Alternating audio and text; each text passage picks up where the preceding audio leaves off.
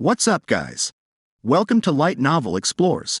Here we talk about all type of light novel and anime. Just a quick warning, these videos contain spoilers from the light novel. So now in this video we will review what happened next. Before we will proceed, please like, subscribe to my channel and hit the notification bell.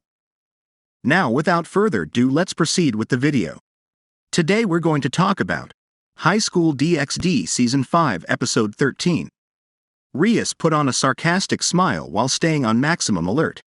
Yeah, I'm doing alright. It was only a short time when I saw you back in Kyoto, so this might be our first meeting. I was astonished at the sudden summoning. It certainly was a stimulating appearance. Don't say that. It embarrasses me even remembering about it. Rias puts her hands in front of her because of Cao Cao's words and is telling him to stop. Yeah. Even if it was my fault, she appeared in Kyoto in an outrageous way. It certainly must be bad since that was their first encounter. So what was the reason for you making this field in another dimension and transporting us?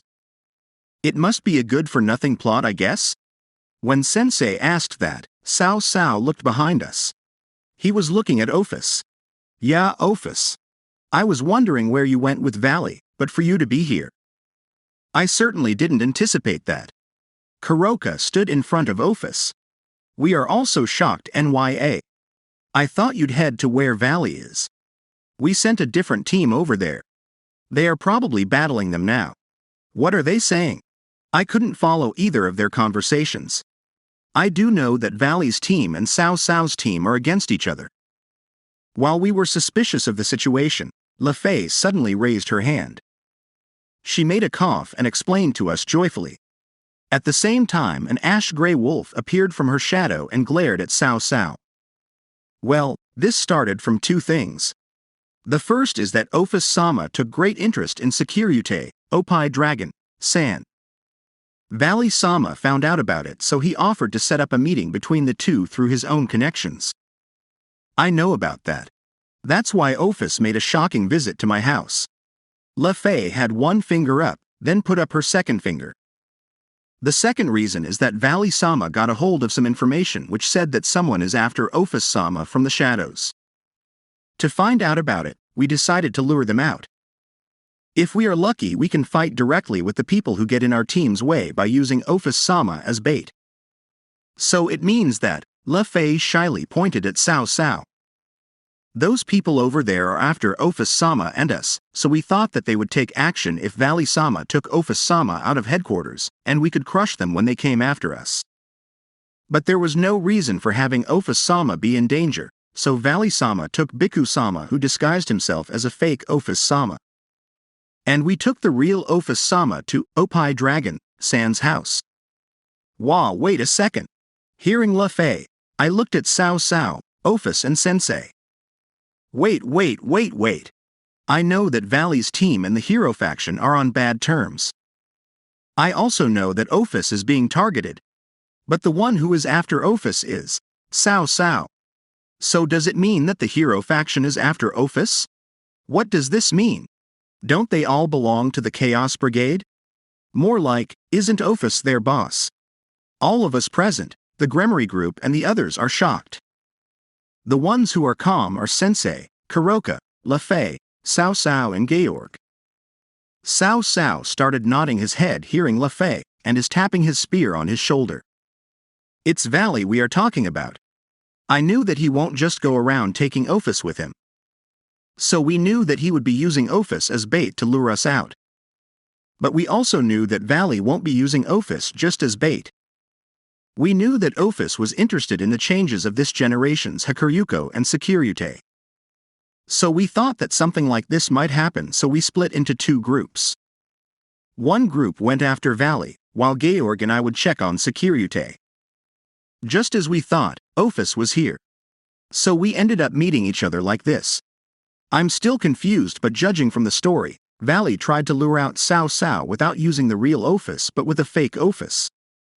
And Cao Cao was suspicious of Valley's movements and came here thinking that Ophis was with us. His guess was right, and Ophis is standing over there. Cao Cao is after me? Ophis asks while twitching her neck. Yeah, Ophis. We need Ophis, but we determined that we don't need the current you. I do not understand. I would not lose to Cao Cao. That would be the case. You are too powerful. To tell the truth, I don't know what would happen if I took you head on. So let's fight a bit. Cao Cao stood up and spun around his spear skillfully. The tip of his spear opened, and a really bright light blade formed. It had an intense light that gave me chills like always. To us devils, it is the ultimate holy spear. Cao Cao disappeared. Fast. He disappeared without making even the slightest movement. Stab. When he appeared, Cao Cao's spear was thrust deeply into Ophis's stomach. Critical blow. If it was a devil, that stab would have killed it right away. Cao Cao then shouts while putting power into the spear he holds. Shine, the spear that destroys gods. At the same time he thrust his spear, enormous amounts of light were emitted. This is bad. Le Fei. When Kuroka said that, both she and Le Fei started to mumble something. Then a mist of darkness was created around us. It is a mist that greatly reduces the amount of light. It's very dense, so please don't breath it in. It's poisonous to our bodies. But we won't be able to reduce the light of the holy spear unless we do something like this. Also, it's a double layer done by me and Le Fei. The moment Le Fei and Kuroka gave us an explanation like that, the torrents of enormous light created from the holy spear expanded throughout the hotel. I understood that the light created from the holy spear was intense even from inside the mist. If we didn't have this mist, I wonder how much damage would we, devils, have received just from the torrents. The light of the holy spear stops, the mist of darkness also disappears, and I looked at Cao Cao and Ophis. Ophis still had a spear pierced through her stomach. But there was no blood flowing out from her stomach, and she also didn't have any expression of pain on her face. Cao Cao takes out his spear slowly. Ophis's stomach had a hole, but there were no traces of blood. The hole disappears as if nothing happened. So she didn't take any damage? Even with the light of that holy spear. Cao Cao then says it with an astonished face. An instant kill attack if it was a devil. I even put a lot of power in it so even other beings would vaporize. It would have taken half of the power of one of the gods whom are weak against this spear. Cao Cao then looks at me. Did you see that Securite? This is Ophis. You cannot give it a critical wound even with the ultimate Longinus. The damage went through.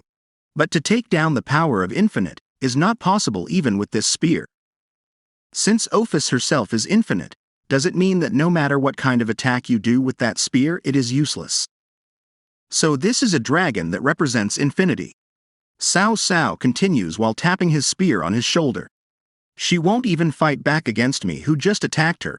The reason is simple. That's because she can kill me anytime she wants to.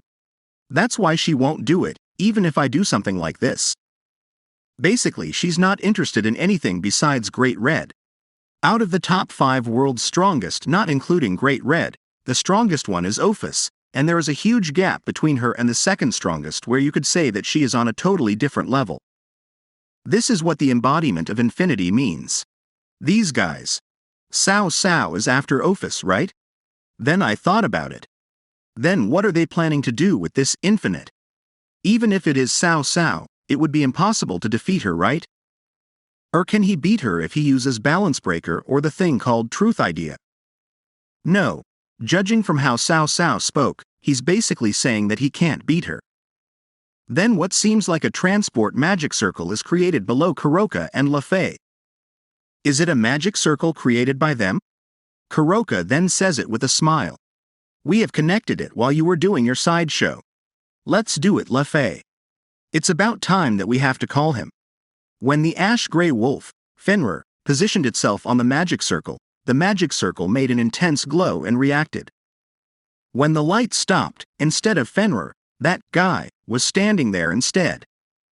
A Bishonen with dark silver hair and blue eyes. Valley. When I thought that the transport magic circle was activated, instead of Fenrir, Valley appeared. Good work, Kuroka. Le Fei. It's been a while since we met face to face, Cao Cao. Cao Cao, who is confronting Valley, smirks at his appearance. Valley. This is a shocking summoning. Le Fei then says it while drawing a circle in the air with her rod. I have called Valley-sama here, switching his location with Fenrir-chan. Valley then continues. I made Fenrir fight the other hero faction group members with Biku and the others in my place. I had predicted that Cao Cao would be coming here, so I made sure I had insurance. Now, let's finish things between us. But coming here only with Georg. Such a bold hero. Ah, so there are transport methods like that as well. This is my first time hearing about them. So it must be a special magic circle that was activated by Kuroka and Le Fei? But this guy Valley, he also predicted that Cao Cao would be coming here. Cao Cao then smirks. Rather than being bold, I thought that it would be enough with just me and Georg. Looks like you are confident, Cao Cao. Does it mean you have the so-called Dragon Eater as your trump card? I'm guessing it is a sacred gear possessor who specializes in dragon slaying, or a new Longinus possessor. Cao Cao shook his head to the sides, hearing Valley's words. No, that's not it, Valley. Dragon Eater is the codename we gave to a being that existed already. We didn't create it. It was already created. God from the Bible created that. Hearing that, the youth wearing a robe, Georg, speaks. Is it all right, Cao Cao? Yeah, it's about time, Georg. Valley is here. Ophis is here. Securite is here. The infinite dragon god and the two heavenly dragons. A combination where we couldn't ask for more. Let's call it. The time for opening the jar from hell has come. Roger that. So the time to devour the infinite has come then. Georg, who put on a smile, made a gigantic magic circle behind him in the spacious lobby. An intense vibration shook the entire hotel. A very ominous aura was emitted from the magic circle. A cold air that gave me chills. An intense pressure I had never felt before was coming from the magic circle. A pressure that freezes both my body and soul. I feel like a frog that is being glared at by a snake.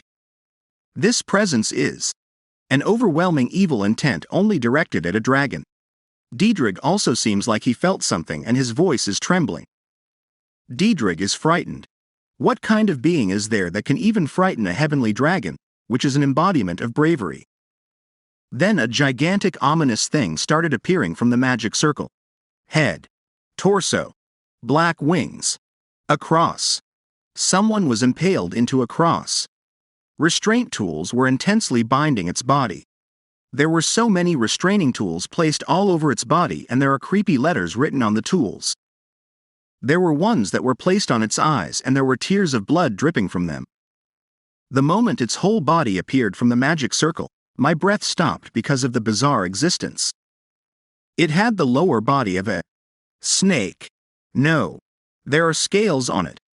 A skinny appearance like that of an Asian dragon. The upper body of a fallen angel and lower body of a dragon. On both hands, tail, and all over its body, there were countless nails driven through. Even on its black wings. Just looking at its appearance tells me how painful it is. A pebble fallen angel dragon, that is being restricted.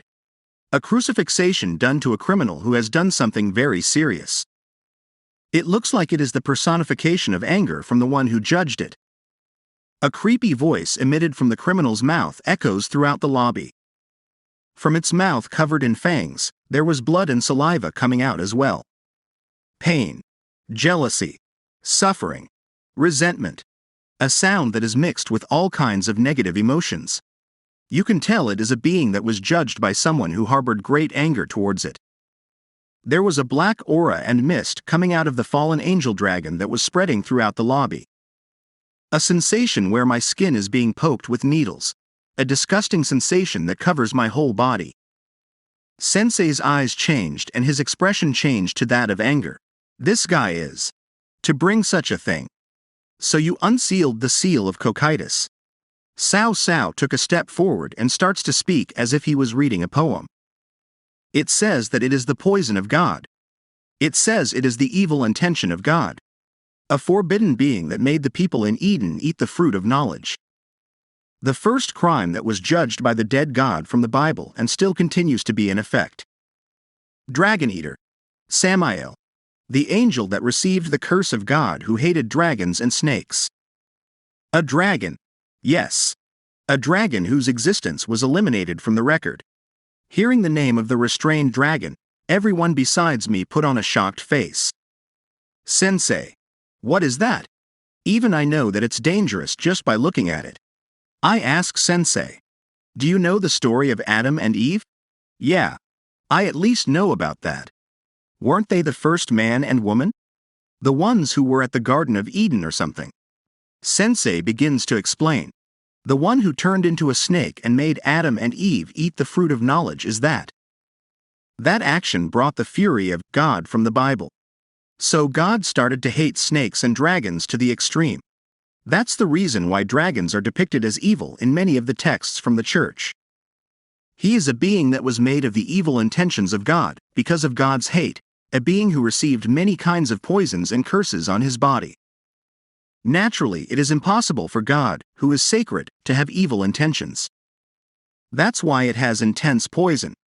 Not only can it extinguish dragons, but it can affect other things besides dragons, so it was sealed in the depths of Cocytus. The curse it received from God is the ultimate dragon slayer. That alone makes him an existence that is a brutal dragon slayer. A fallen angel. Snake. Dragon. That was hated by God. God's poison. God's evil intent. I understood that this thing was very dangerous just by hearing the explanation. What kind of monster did these guys bring? God's evil intent and intense poison, which is hatred towards dragons. Isn't this thing a very dangerous existence to me? Sensei then yells. What is the Olympian god who is in charge of the world of the dead thinking? Perhaps. Cao Cao smiles at Sensei's deduction. Yes. We negotiated with Hades' dono. I was allowed to summon him while having many layers of restrictions on it. That bastard. He didn't like the fact that Zeus was going to cooperate with other factions. Sensei spat out with hatred. So that skeleton god lent his hand to the hero faction. No matter how you think about it, it is a serious issue that will bring ruckus to the alliance. He seems like he hates devils and fallen angels, but to help a terrorist. Cao Cao spins around his holy spear and then points at us. So like that, Azazel Dono, Valley, and Securite. The curse he has will devour and kill dragons. He can kill dragons for certain. It's not on the same level as the Dragon Slayer holy swords. You can't even compare them. Ascalon is like a toothpick to him, Hyodo Issei. Ascalon is a toothpick. No. Judging from this overwhelming hatred I feel, that Samael-san is a dragon slayer that is on a different level from my Ascalon. What are you planning to do by using it? Are you trying to annihilate dragons? Number. You guys are trying. Ophis. Cao Cao smirks with amusement at Sensei's words. He then clicks his fingers. Devour her. Something very fast went past us. Then. And that's it. Thank you so much for watching.